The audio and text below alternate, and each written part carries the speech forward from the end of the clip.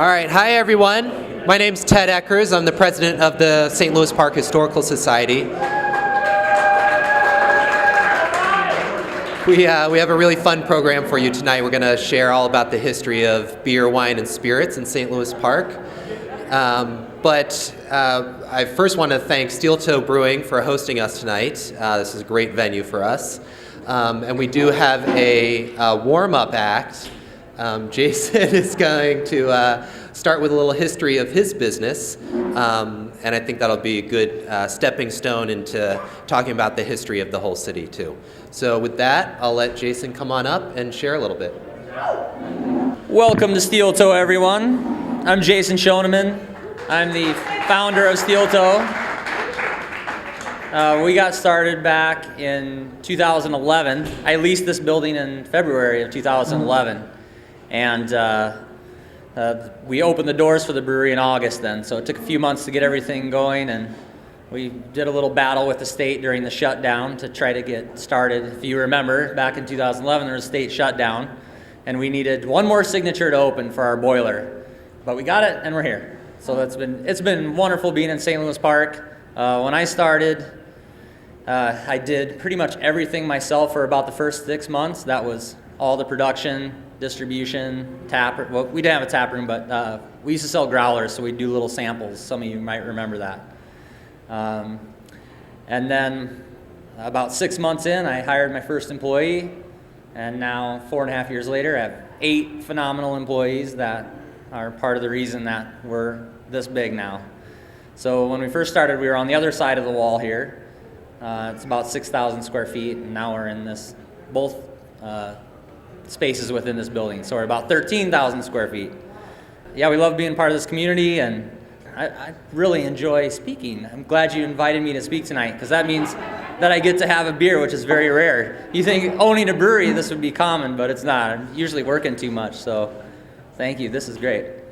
Before we leased this building, there was a machine shop in here. It's kind of cool that I was a machinist before, a tool maker before becoming a brewer. I felt the machines working when I came in here and said, this is the place I need to be. I actually looked at many different buildings all over the Twin Cities and came back to St. Louis Park. It was the first place I looked at. And we live here in St. Louis Park, my wife and I, so this is home, and we love it, for sure. So, yeah, we'll do, from a production standpoint, really quick, we do all ales here right now. Actually, well, it's still kind of top secret, so don't tell anybody, but we just brewed our first lager. Steel Toe, a lot of people ask questions about the name Steel Toe Brewing, and it does come from, I was a welder and then a tool maker, and so I have a manufacturing background. And really what it represents is the hard work and the rewards that hopefully go along with it. If you've seen the kegs, full-size keg, that's half a barrel. So 2 of those makes a barrel. Last year we did about 2,500 barrels. In the grand scheme of things, we're still a very small brewery. But we're going to grow it up a little bit more, and we want to keep it fairly small. We'll sell it all close to home. Beer's better when it's close to home. So that's what we're looking for. Well, thanks again for coming out and having some beers, and yeah, like I said, we're really happy to be a part of this community. It's an awesome community. We love being here. So thank you.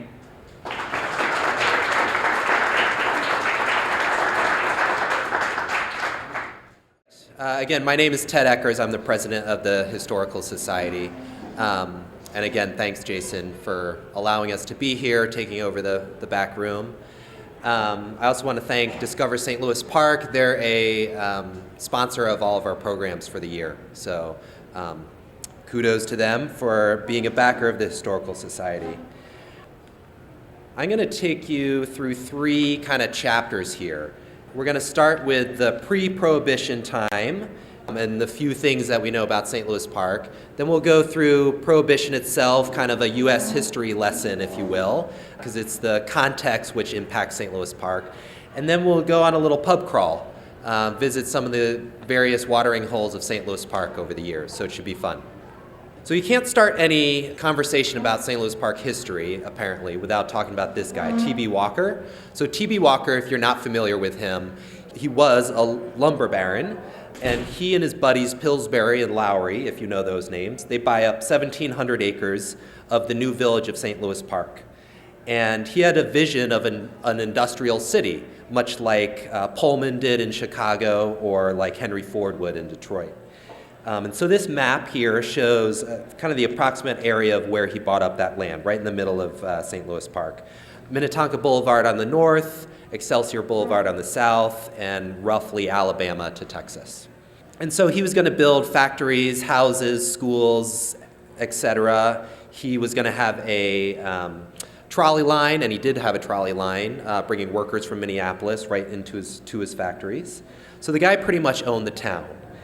He also happened to be a pretty strong advocate for Prohibition.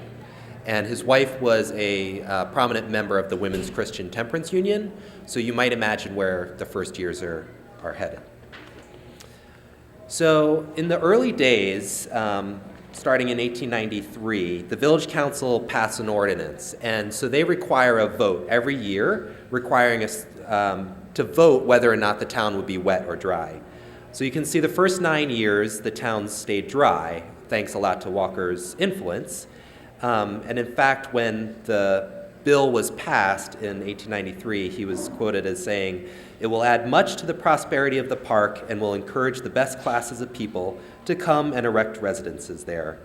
So it seems that from the stories that Walker was only going to build his houses, buildings, factories, schools, water mains, everything, only if the town voted to stay dry. So you see in 1902, the first time the village voted wet, licenses were $1,000. First notable saloon owners were Conrad Burkhofer and Fred Whalen. So those are some old names for us. And all of those establishments are from that map in the red box. So right in the central part of town, the Walker Lake Street area. So think like Park Yogurt down to where like Step is. Now 1904, we have our first holdup. So you can't have bars without a holdup, apparently. So two masked men apparently held up Whalen's Saloon for $50. So the argument on the dry side is, of course, morals and controlling bad behavior. The wet side is more about that if it's dry, people are just going to go to Minneapolis and they're going to drink anyway, and then they're going to come back and they're going to be loud and obnoxious on the trolley lines. So why not just make it legal, right? In the earliest years, there's no public places to get alcohol, but I imagine it was widely consumed, so we don't have many stories. But one of the first establishments that would be a candidate for Wetting One's Whistle was the T.B. Walker-owned St. Louis Park Hotel, appropriately named. It's pictured here. It's located, essentially, think of Wooddale and Highway 7, that crazy intersection, right on the bike trail, just west of there.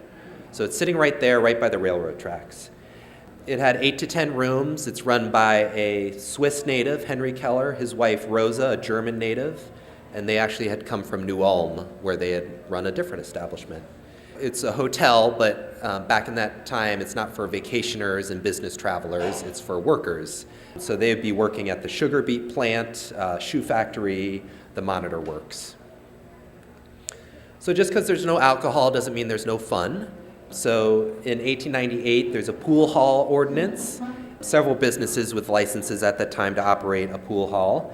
There'd be a fee per table, and generally they had to be closed by midnight and on Sundays, as you might expect. What's pictured here is Doc Brown's Barbershop and Pool Hall. It's a very famous one, and it was located in the Walker Building, which was the first commercial building and is still standing today. Pictured here is Hinkle Tavern. This was actually in the former St. Louis Park Hotel we saw earlier, but now it has a bar because we're in the wet years. But if you look at that picture, you can see the spittoons on the floor, the dark staining around the spittoons, bottles on the back shelf, the big mirror behind the bartender. Very classic picture. Here's another one, Werner's Saloon. It's one of the hotels by Brownlow, so think kind of near where Step is today. Kind of similar idea. So one fun story I found was 1911. So there's a fire on Brownlow Avenue where there stood the Methodist Church that T.B. Walker had built. And right across the street is a saloon. Probably my guess would be Werner's that we just saw. So that when the firemen arrived, they figured it was too late to save the church, and so they saved the saloon instead. So the minister was not too happy. Apparently was concerned that they were saving the devil's establishment instead of God's house. So those are the early years of St. Louis Park. You know, like many cities in America, it oscillated between wet and dry. It's a long movement, and I think as I was researching this, it was really helpful for me to kind of get my U.S. history lesson. So now I'm going to impart that all on you, whether you like it or not. So we're going to take a little history lesson of the rise and fall of Prohibition, right? It didn't take a fully wet country and suddenly make it dry overnight. It's a more drawn-out affair that's relying on public sentiment to turn and to, finally get to that tipping point. So one of the early organizers of Prohibition is the Women's Christian Temperance Union. And they are looking to create a sober and pure world by abstinence. It's a Christian organization, obviously. They had a lot of different interests: social reform issues, labor, prostitution, public health, sanitation, and suffrage would be another big one for them. Minnesota had a very strong chapter. So it's one of the very first organizations that's pushing for prohibition. I should also note that it's pushing more to appeal to the individual on kind of a moral basis and less on the political bodies at the time. Which gets us to the next one, which is the Anti-Saloon League. The Anti-Saloon League is the one that's going to really dial up the fight for prohibition. They're singularly focused on the issue and focused on legislative action. You can see some of these ads. So Wayne Wheeler becomes president in 1900. He gets very aggressive politically, and he really is running the first big modern pressure group. He's able to elect politicians by encouraging the rise of both political parties to vote for a single candidate. So it's regardless of party, he's electing based on that issue.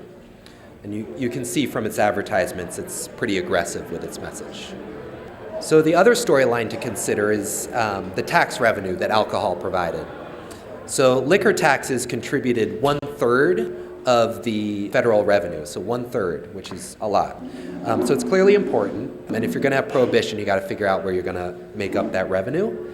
And so a critical piece of the puzzle falls into place in 1913 with the 16th Amendment, which allows for a federal income tax. And so even though at first only about 1% of people are impacted by federal income tax, it only takes a few years before it becomes the chief source of revenue for the government. So you mostly now have the revenue problem out of the way in 1913, and in fact they were trying to pass prohibition in 1913 and again in 1915, but it just didn't hold yet. So another storyline is World War I, and there's a growing anti-German sentiment brewing, if you will. So drinking beer is strongly associated with the German heritage, and it's seen as anti-American. And so the Anti-Saloon League would call it Kaiser's Brew. There's also a need to conserve grain to feed the troops. So in 1917, there's a wartime production on beer as well. So you see in this cartoon kind of slandering Huns or Germans as booze lovers who cause poverty and waste. We're now on the eve of Prohibition. And like I said before, St. Louis Park is not the only town that's dry. In fact, about 65% of the population at the time is already dry. And you can see here the dark blue are the states that are fully dry, the medium blue they're mostly dry, light blue somewhat dry, and white, being Nevada and Pennsylvania, are fully wet, if you will. So now you got Prohibition, but even that takes a while to happen.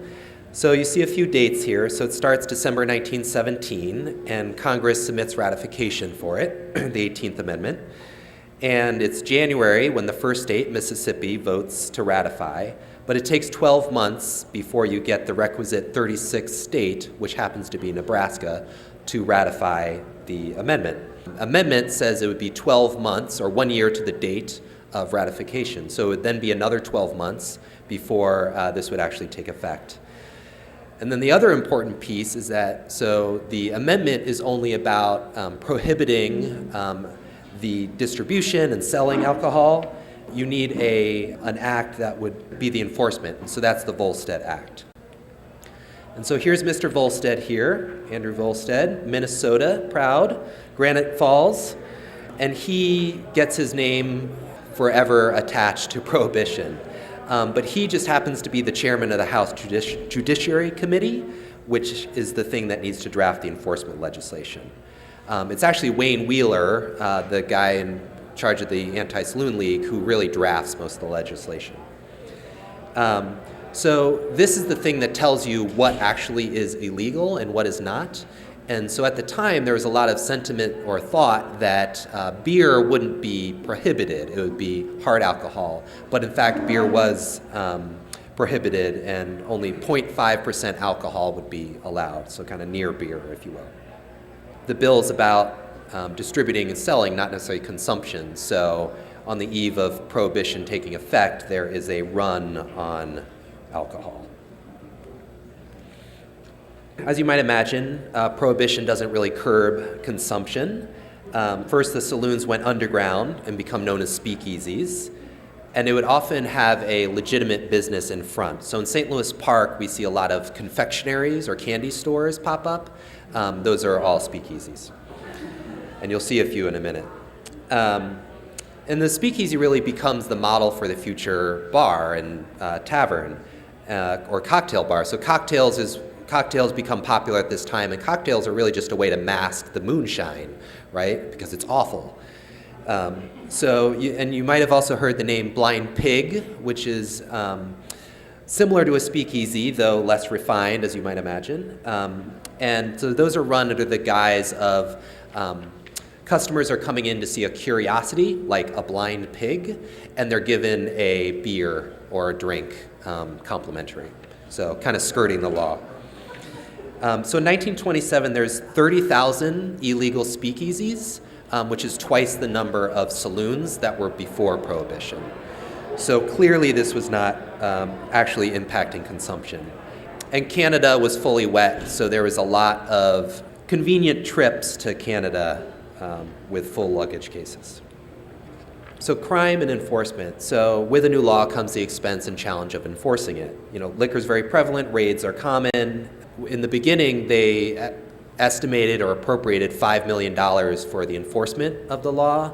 In a couple years, it was already up to $300 million for the enforcement. So they were in over their heads, clearly. And one big reason Prohibition fails is because it's just so hard to enforce. In 1925, there's 6 states that passed laws banning their local police from investigating violations, just because it was a waste of resources, and it was all happening whether they liked it or not. I'm not going to cover the very well-known stories of organized crime. That could be another day, maybe here. But that obviously is a big impact and just the public's perception of law and order. Then you conveniently get the Great Depression. So you need the revenue, and so that is a big challenge as well. So here we are. It's 1932. You haven't impacted consumption. Crime is up. Respect for police is diminished. We're spending a lot of money on enforcement. We're not getting the tax revenue. And now we got the Great Depression. So public sentiment is clearly against Prohibition now. And ironically, it's a women's group that is leading the force for repeal, partly out of the concern that they're now worried that there's so distrust for law and order that we're in a worse space than we were in the beginning. So for FDR, he's running for election in 1932, and he's running against Hoover. And Hoover decides that he's going to still continue to support Prohibition. I don't know the full story why. One might be that it's the law under his current administration, so he has to support it. But FDR obviously takes the opposite view, and he earns some pretty critical voting blocks by supporting that. So it's the 18th Amendment that brings Prohibition. We're going to come up to the 21st Amendment in a second. But just like the Volstead Act was the thing that created the laws around defining what beer is and what alcohol is, FDR had the ability to redefine what that was pretty quickly. So the first 100 days in office for FDR are pretty well established, with a lot of social works from the WPA and other things. But repealing Prohibition is also one of his big acts, and it's actually the Cullen-Harrison Act in March of that year, so it's only a couple months into his presidency. And so he redefines what a non-intoxicating beer is, which he gets it up to 3.2, so 3.2% alcohol. And apparently upon signing the bill, he dryly remarked that he thought it was about time for a beer. So it takes till December of that year for those 36 states to pass the 21st Amendment. And what it does is it returns the rule back to the states. And in fact, a lot of states do hold on to Prohibition, a lot of states in the South. And so you still have about 35% of the population that's still dry. If you're now wondering, what did St. Louis Park do? We voted overwhelmingly to go wet by about 2/3 majority.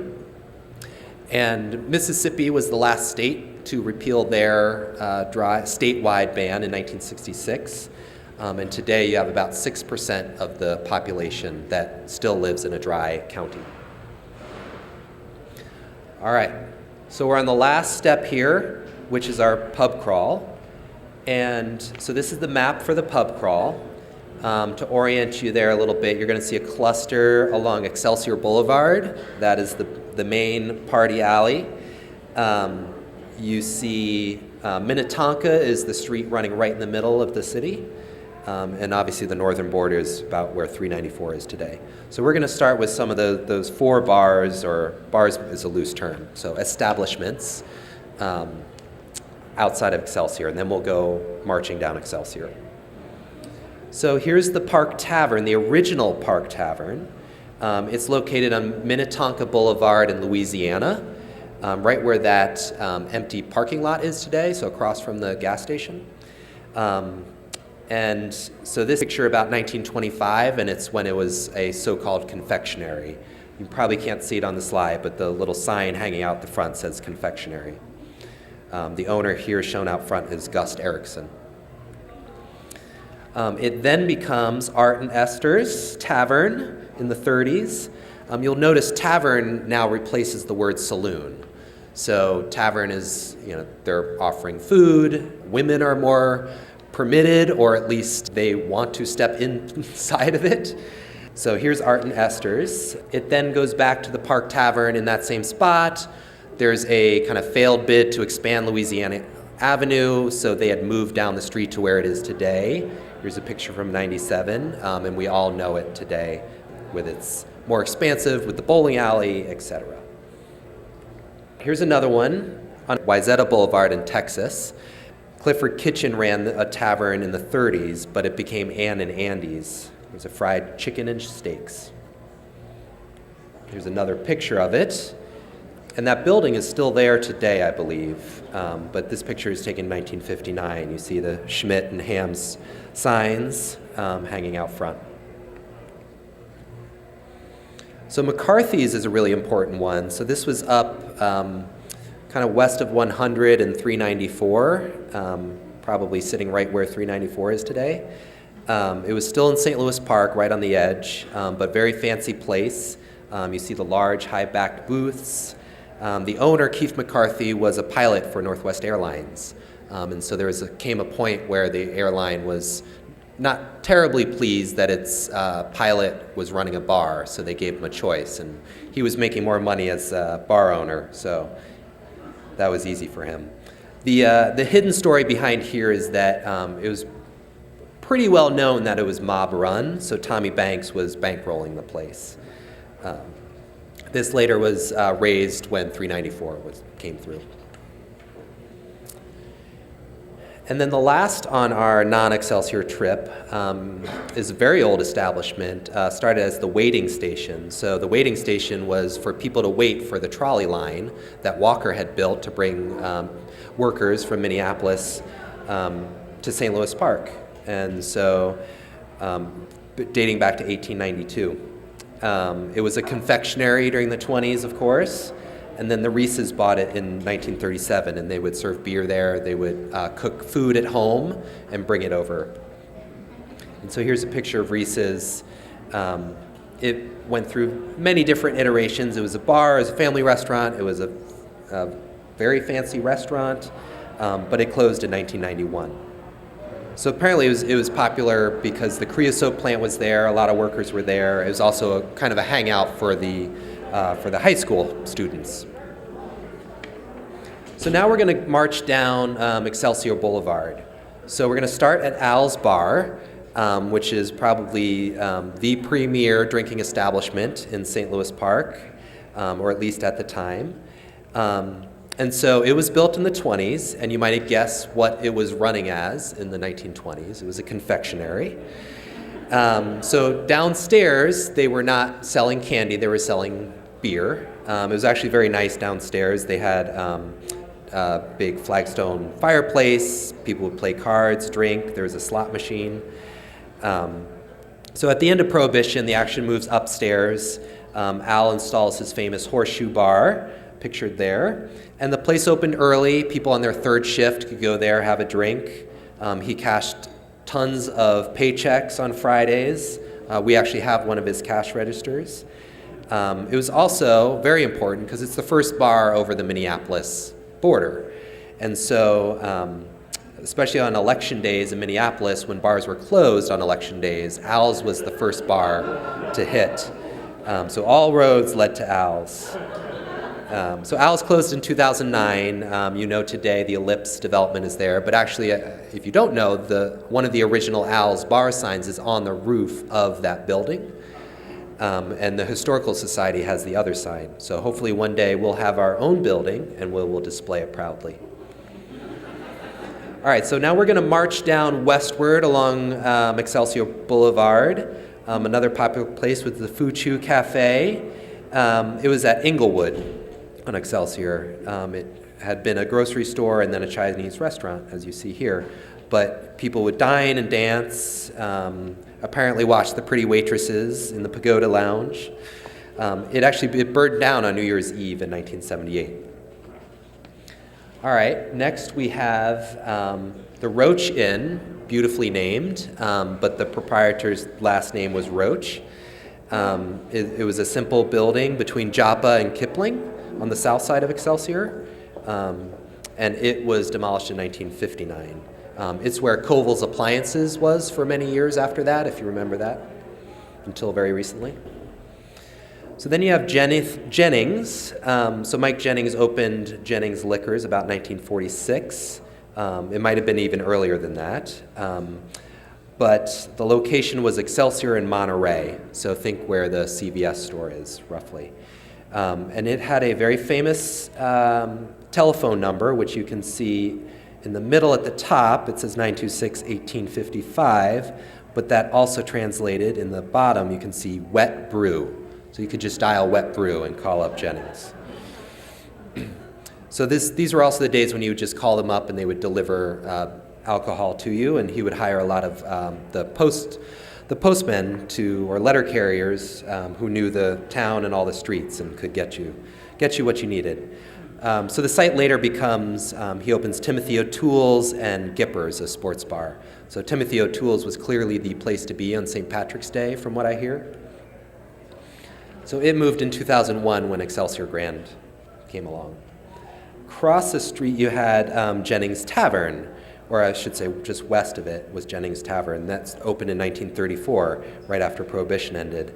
And so it had 2 cocktail lounges. You can see the old log cabin style. It had 2-story big fireplace. That was there in the 30s, 40s, 50s. And then in the 60s, it becomes the Red Coach Inn, very different looking building. And so it apparently had great food and was a favorite of sportscaster and park resident Halsey Hall. Then you have the Johnson's Pavilion, which opened up Excelsior and Natchez, so where Jennings Liquor is today. And it's a new building built for dancing and drinking, the new legal beer, of course. And next to the restaurant was a family garden. And so it was a fun spot with a rock garden. It had canaries. There was a series of tents, probably for family picnics and whatnot. On Sundays, the building was actually loaned to the Park Baptist Church before they built their own building. It always goes together. There's a better one coming up. Hold on. All right, so then we get to 4700 Excelsior, and I couldn't name this because it's got this long story of establishments. So I'll take you through this. So Prohibition ending in 1932, and it's the Yum Yum root beer stand seen here. By 1949, it's called the Chicken Basket, with the slogan, "Our chicken is so southern fried it has a drawl." And it's one of many chicken shacks apparently around the city at this time, very popular. So then you have the Park Terrace Cafe. So this is fine dining, white tablecloth kind of place. Later becomes known Park Terrace Supper Club. Then the fun starts. Okay. So in 1967, it becomes George's in the Park. So according to some, it was popular with some pretty rough types. Apparently management had a sign on the door saying "No buck knives." It was a popular music venue, some notable local acts. The fire chief apparently sent a letter citing many complaints of overcrowding. And in 1972, the club was apparently in Playboy magazine's list of places to go. So the park is really heating up. So Duff's opens in 74. They had similarly named places in Minneapolis. So Duff's got in trouble for holding wet t-shirt contests in which the contestants often removed their garments. So that ad was in the Holy Family Church cookbook. So I don't know why the lingerie show didn't tip them off. Maybe it was the special events that was really the bad stuff, special nights or whatever. So then you get Infinity in the 70s. So Infinity is one of the first discos in the area. Apparently the manager could keep peace by prohibiting bikers from wearing their colors and from anyone wearing hats. That gives you a sense for the place. Then you have Classic Motor Company. So the owners also owned Gay 90s downtown, and they were car collectors. And so the bar featured antique cars on a revolving turntable, a different one each month.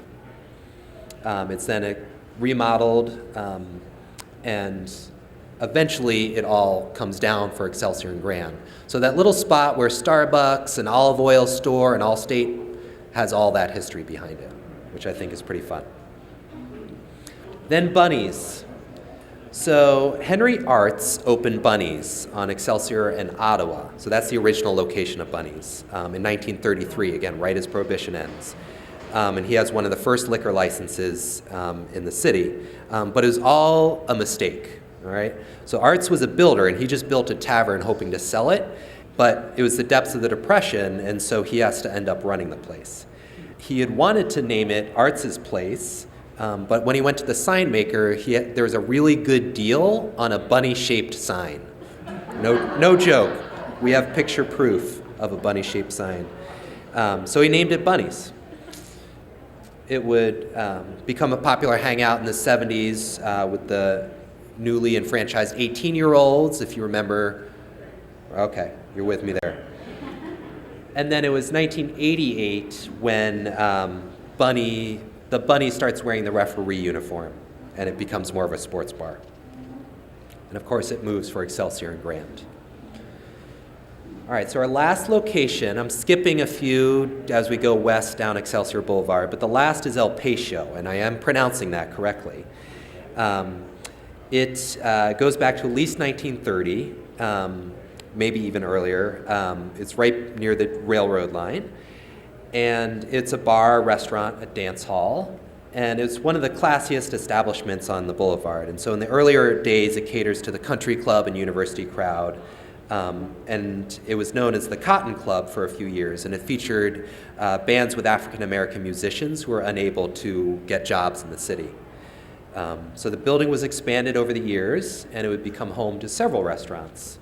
So it then became Culbertson's, which was an upscale steakhouse.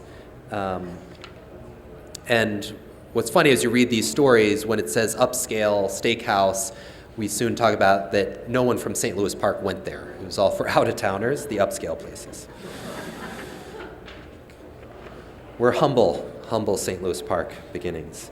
It's then George Faust's, so he's a University of Minnesota football star. He owns the restaurant and liquor Storium, if you read on the right there. I never knew Storium was a word, but it apparently was.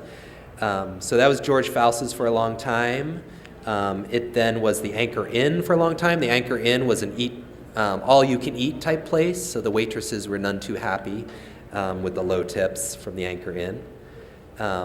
It then was Duggan's for a while until today, which is Bunny's. And so that is where Bunny's is today, obviously. And that story of it moving down the street is so emblematic of kind of St. Louis Park and our bars. And I hopefully you picked up that a lot of these establishments just changed over the years, whether they moved or the building itself saw lots of different uses. And whether they're family places, they're small, large, or a few were pretty rowdy. So that is the end of our bar crawl. So I'll leave you with a cheers. Hopefully you'll grab a drink and support Jason. I also wanted to thank Discover St. Louis Park again for their help. If you want to learn any more about the establishments, our website is really extensive, and you can find lots of other bars and maybe some more of the history of some of these. So check it out. You can also sign up for our newsletter. And if you like our programs, hopefully you'll keep tuned for that. In the spring, we hope to do one with the Parks and Rec Department, all about kind of the history of parks in St. Louis Park. And then in the summer, we'll be at our railroad depot, the historic railroad depot, and we'll actually be talking a lot about the future. We're going to have the LRT people there, and they're going to talk about the new Wooddale station. So we'll kind of talk about the history of that spot and the future of it as well. Thank you so much for coming, and cheers.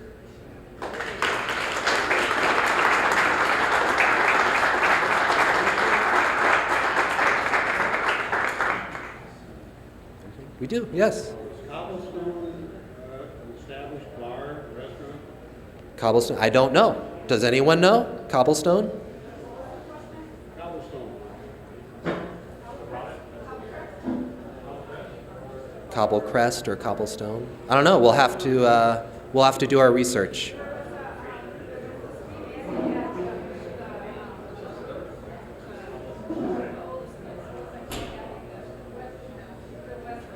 Oh, the Westling House, yes. So the West.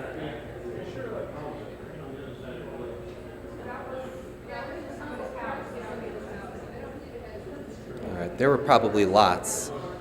Councilwoman Sanger, I'm gonna call you out so everyone knows you're here.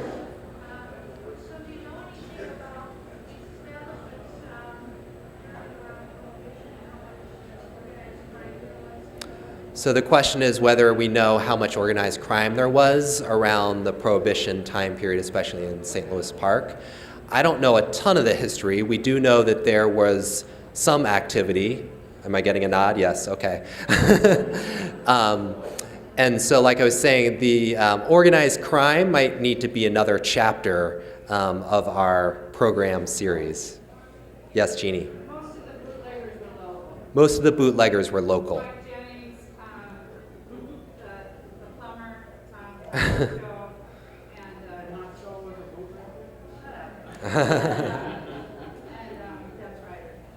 Dutch Ryder, Mike Jennings, and Tom Musco. We're in a brewery here. Were there many breweries and distilleries in St. Louis Park? I did not see any record. The question was whether there were any breweries or distilleries in St. Louis Park, and we do not have any record. Jason, are you the first? I've looked and I haven't found any. None. Yeah. None. Your question? Minimal. Probably minimal. Yeah. Yeah, the crime was minimal. Yeah. So Steel Toe is the first licensed brewer. I'm sure there's been plenty of brewing going on. All right. Well, thanks again, and good night.